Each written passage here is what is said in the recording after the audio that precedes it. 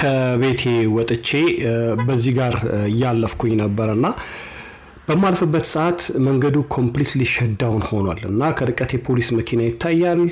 እንደገና ደግሞ ቢጫ ቴፕ ተጠቅልሏል ቦታው ማለት ነው። ከዛ ይሄ ነገር ምንድነው አልኩኝና ስልኬን አውጥቼ ሰርች ማድረግ ጀመርኩኝ።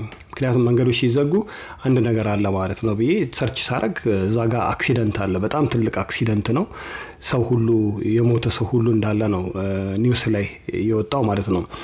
ከዛ በኋላ መኪናዬን ፓርክ አረኩኝና በግሬ እስቲ ቆይ ይሄንን ነገር ቼክ ላድርገው ምን ያህል ቢጋጭ ነው እዚህ ቦታ ላይ ስቶፕ ሳይን ያለው ብዬ እየሄድኩኝ ያለ ፖሊሱ አስቆመኝ።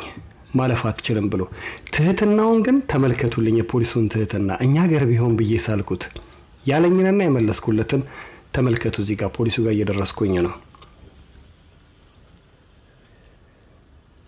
How you doing? Good, how are you? Good. Where are you going? I'm just looking. Yeah, you can't go that way. Oh, I can? No. Oh, okay. You can just stop right here. Yeah, you can't go all the way. Okay, no problem. Thanks. እንደተከታተላችሁት በፍቅር ከዚህ በኋላ ማለፍ አትችልም ባለኝ አመስግኘው እኔም ተመለስኩኝ። ያው ነው ወገኖቼ።